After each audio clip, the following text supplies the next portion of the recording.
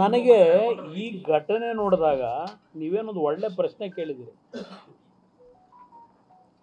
ಹಿಂದೆ 1990ರಲ್ಲಿ ವೀರೇಂದ್ರ ಪಾಟೀಲ್ ಅವರನ್ನ ಮುಖ್ಯಮಂತ್ರಿ ಸ್ಥಾನದಿಂದ ಇಳಿಸ್ಲಿಕ್ಕೆ ಇದೇ ರಾಮನಗರ ಚನ್ನಪಟ್ಟಣದಲ್ಲಿ ಇದೇ ರೀತಿಯಲ್ಲಿ ಅಂಗಡಿಗಳಿಗೆ ನುಗ್ಗಿ ಬೆಂಕಿ ಇಟ್ಟು ದೊಡ್ಡ ಮಟ್ಟದಲ್ಲಿ ಲ್ಯಾಂಡ್ ಆರ್ಡರ್ ಪ್ರಾಬ್ಲಮ್ ಕ್ರಿಯೇಟ್ ಮಾಡಿದ್ರಲ್ಲ, ಅದನ್ನು ನಾನು ನೆನಪಿಸ್ಕೊಡ್ತೀನಿ. 1990 ವೀರೇಂದ್ರ ಪಾಟೀಲ್ ಸರ್ಕಾರ ತೆಗಿಬೇಕು ಅಂತೇಳಿ ಕಾಂಗ್ರೆಸ್ ನಾಯಕರುಗಳೇ ಅವತ್ತು ಆ ಎರಡೂ ತಾಲೂಕಿನಲ್ಲಿ ಅವಳಿ ನಗರಗಳು ದೊಡ್ಡ ಮಟ್ಟದಲ್ಲಿ ದಿನಸಿ ಅಂಗಡಿಗಳು ಪೇಟೆ ಬೀದಿನೆಲ್ಲ ಬೆಂಕಿ ಇಟ್ಟು ದೊಡ್ಡ ಒಂದು ಸಂಘರ್ಷ ನಡೀತಲ್ಲ. ಅವತ್ತು ಏನು ಕೋಮಗಲಭೆ ಅನ್ಕೊಂಡ್ರೆ ಅದು ಕೋಮಗಲಭೆ ಅಲ್ಲ, ಅದು ಇದೇ ಕಾಂಗ್ರೆಸ್ನ ಸ್ಪಾನ್ಸರ್ಡ್ ಕಾರ್ಯಕ್ರಮ. ಈಗ ಚನ್ನಪಟ್ಟಣದಲ್ಲಿ ಬೇರೆ ಚುನಾವಣೆ ನಡೆಸಬೇಕಲ್ಲ. ಈ ಹಿನ್ನೆಲೆ ಒಳಗೆ ಈ ಎಲ್ಲ ಒಂದು ಓಲೈಸ್ಕೊಳ್ಳೋ ಪದ್ಧತಿ ಶುರು ಮಾಡಿಬಿಟ್ರಲ್ಲ. ಏಕೆಂದರೆ ಈ ಭಾಗದಲ್ಲಿ ಇರ್ತಕ್ಕಂಥದ್ದು ಕಾಂಗ್ರೆಸ್ಸು JDSನ ರಾಜಕಾರಣ. ಈ ರಾಜಕಾರಣದಲ್ಲಿ ಕಳೆದ 50 ವರ್ಷದಲ್ಲಿ ಸ್ವಾತಂತ್ರ್ಯ ಬಂದ ನಂತರವೂ ಮುಸಲ್ಮಾನ್ ಸಮಾಜವು ಜನತಾದಳಕ್ಕೆ ಮತ ಕೊಡ್ತಕ್ಕಂಥ ಒಂದು ವಾತಾವರಣಗಳು ಇತ್ತು ಹಿಂದೆ ಎಲ್ಲ. ಇತ್ತೀಚಿನ ರಾಜಕಾರಣ ಬೆಳವಣಿಗೆ ಆಗಿದೆ. ಈ ಕಾಂಗ್ರೆಸ್ನವರು ಇದನ್ನು ಓಲೈಕೆ ಮಾಡೋ ರಾಜಕಾರಣ ಶುರು ಮಾಡಿದ್ರಲ್ಲ. ಒಂದು ಈ ನಮ್ಮ ಭಾಗಕ್ಕೆ ಅದನ್ನೇ ಹೇಳಿದೆ, ಒಂದು ಕಡೆ ಕಾಂಗ್ರೆಸ್ನವರೇ ಇದನ್ನು ಪ್ರಯೋಗ ಮಾಡ್ಕೊಂಡು ಹೊರಟಿದ್ದಾರೆ. ಈಗ ಈ ಪ್ರಯೋಗಕ್ಕೆ ನಾವು ಅವಕಾಶ ಕೊಡೋದಿಲ್ಲ. ಇದರಲ್ಲಿ ಇನ್ನು ಇದು ನೋಡಿದಾಗ ಏನು ಅನ್ನಿಸ್ತದೆ ನಿಮಗೆ? ನೀವು ಹೇಳಬೇಕು, ನಾನು ಹೇಳೋದಲ್ಲ, ಇದು ಜನ ಮಾತಾಡ್ತಾರೆ. ಈಗ ಯಾರು ಅಲ್ಲಿ ಮಸೀದಿ, ಈಗ ಒಂದು ನಿಮಿಷ ಏಕಾಏಕಿ ಕಲ್ಲು ತೂರಾಟ ಪ್ರಾರಂಭ ಆಯಿತು ಅಂತೀರಲ್ಲ. ಮೊದಲೇ ಸಿದ್ಧತೆ ಮಾಡದೇ ಇದ್ದಿದ್ರೆ ಕಲ್ಲು ತೂರಾಟ ನಡೀತು. ಎಲ್ಲಿತ್ತು ಕಲ್ಲಲ್ಲಿ? ರಸ್ತೆ ಒಳಗೆ ಕಲ್ಲಿತ್ತಾ? ಹೈವೇ ಅಲ್ಲೇನು ಜಲ್ಲಿಗಿಲ್ಲಿ ಹಾಕಿದ್ರ ರಸ್ತೆನಲ್ಲಿ? ಎಲ್ಲಿಂದ ಬಂತು ಕಲ್ಲು? ಎಲ್ಲಿಂದ ಬಂತು ತಲವಾರು? ಎಲ್ಲಿಂದ ಬಂತು ಪೆಟ್ರೋಲ್ ನಿಮ್ಮ ಬಾಂಬ್ಗಳು? ಈ 10 ನಿಮಿಷದಲ್ಲಿ ರೆಡಿ ಆಯ್ತಾ ಅದು?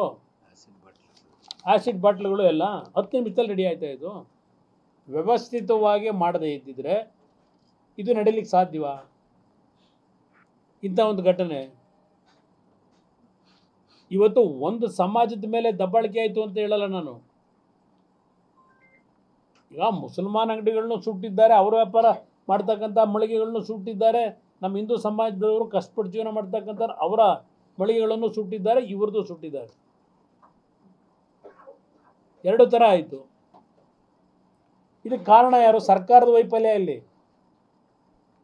ಈಗ ಗಲಾಟೆಯಾಗಿ ಬೆಂಕಿ ಹಚ್ಚಿ ಎಲ್ಲ ಮುಗಿದ ಮೇಲೆ ಈಗ 50 ಜನ ಅರೆಸ್ಟ್ ಮಾಡ್ತೀವಿ, 54 ಜನ ಅರೆಸ್ಟ್ ಮಾಡ್ತೀವಿ ಅಂತ ಹೊರಟ್ರೆ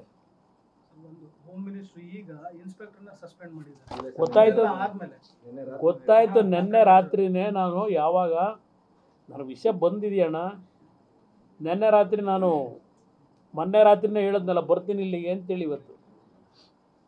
ಇವತ್ತು ಸ್ಪಾಟ್ ಇನ್ಸ್ಪೆಕ್ಷನ್ ಮಾಡ್ತೀವಿ ಅಂತೇಳಿ ಬಹುಶಃ ನೆನ್ನೆ ವಿರೋಧ ಪಕ್ಷದ ನಾಯಕರು ಅಶೋಕ್ ಅವರು ಬಂದು ಹೋಗಿದ್ದಾರೆ.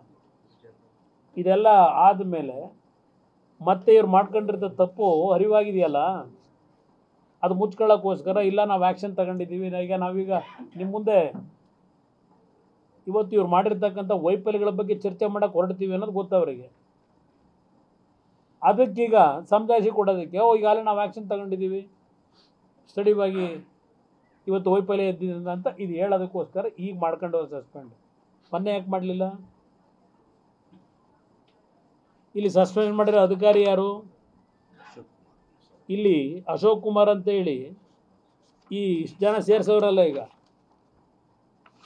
ಇದರಲ್ಲಿ FIR ಅಲ್ಲಿ ಈ ಶೀಟ್ಗಳಲ್ಲಿ ಸೇರಿಸಿ ಸೈನ್ ಹಾಕಿರೋ ಅಧಿಕಾರಿನ ನೀವು ಸಸ್ಪೆಂಡ್ ಮಾಡಿ ಇದನ್ನು ಈ ಹೆಸರುಗಳನ್ನ ಹೇಗೆ ನೀವು ನಂಬ್ತೀರಿ ಸರ್? ಒಂದು ಸರ್, ಇಷ್ಟೆಲ್ಲ ಇನ್ಸಿಡೆಂಟ್ ಆಗುತ್ತೆ, FIR ಕೂಡ ನಕಲಿ ಅನ್ನೋಂಥದ್ದು ಸರ್, ಏನು ಸಂದೇಶ ಕೊಡೋಕೆ? ಇಲ್ಲ, ನಕಲಿ ಅಂತ ಯಾಕೆ ಹೇಳ್ತೀನಿ ಅಂದರೆ, ನಾನು ನಕಲಿ ಅಂತ ಹೇಳ್ತಿಲ್ಲ, ನೀವು ಈಗ ರೈಸ್ ಮಾಡಿದ್ರಿ, ನಿಮಗೆ ಡೌಟ್ ಶುರುವಾಯ್ತು ಇಲ್ಲಿ. ಯಾಕೆ ಅಂದರೆ ನೀವು ನನಗೆ ಹೇಳ್ತಿದ್ದೀರಿ ಇಲ್ಲಿ 1:30 ಗಂಟೆ ರಾತ್ರಿ ಅವನ ಆಸ್ಪತ್ರೆಗೆ ಹೋಗಿ ಚಿಕಿತ್ಸೆ ಪಡಿತಾ ಇದ್ದೆ ಅಂತ ಹೇಳ್ಕೊಂಡವನೆ. ಈ ಹೇಳಿಕೆ ಕೊಟ್ಟವನು ಪೊಲೀಸ್ ಆಫೀಸರು ವೈದ್ಯರ ಮುಂದೆ ಈ ಸಮ್ಮುಖದಲ್ಲಿ ಹೇಳಿಕೆ ಕೊಟ್ಟಿದ್ದೀನಿ ಅಂತ ಈ ಹೆಸರುಗಳೆಲ್ಲ ಕೊಟ್ಟವನೆ. ಅದು ಹೆಂಗೆ ಇವನಿಗೆ ಆಸ್ಪತ್ರೆಯಲ್ಲಿ ಚಿಕಿತ್ಸೆ ಪಡಿತಾ ಇದ್ದನಿಗೆ ಇಲ್ಲಿ ಇವರೆಲ್ಲ ಮಾಡೋರೆ ಅಂತೇಳಿ ಇವನಿಗೆ ಹೆಂಗೆ ಗೊತ್ತಾಯ್ತು ಈ ಹೆಸರುಗಳು? ಮುಸಲ್ಮಾನ್ ಬಂಧುಗಳದೇ ಇರಲಿ, ಹಿಂದೂ ಸಮಾಜದವ್ರದ್ದೇ ಇರಲಿ, ಯುವಕರದು ಆಸ್ಪತ್ರೆಯಲ್ಲಿ ಚಿಕಿತ್ಸೆ ಪಡ್ಕೊಂಡು ಅಲ್ಲಿ 1:30 ಗಂಟೆ ರಾತ್ರಿಯಲ್ಲಿ ಆಸ್ಪತ್ರೆಯಲ್ಲಿ ಹೇಳಿಕೆ ಕೊಟ್ಟವನಲ್ಲ, ಅವನಿಗೆ ಈ ಹೆಸರುಗಳೆಲ್ಲ ಹೆಂಗೆ ಅವನಿಗೆ ನೆನಪಾಯಿತು? ನನಗೆ ಮೊನ್ನೆ ರಾತ್ರಿ ಘಟನೆ ಏನು ನಡೀತಾ ಇತ್ತು, ಮೊನ್ನೆ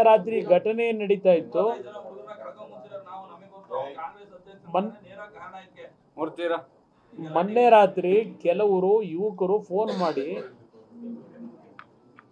ಸರ್ ನಮ್ಮ ಘಟನೆಗೆ ನಾವು ಸಂಬಂಧವೇ ಇಲ್ಲ, ನಮ್ಮ ಮನೆಗಳಿಗೆ ರಾತ್ರಿ ನುಗ್ಗಿ ಸಿಕ್ಕಿದವ್ರನ್ನ ಎಳ್ಕೊಂಡು ಹೋಗ್ತಾವ್ರೆ.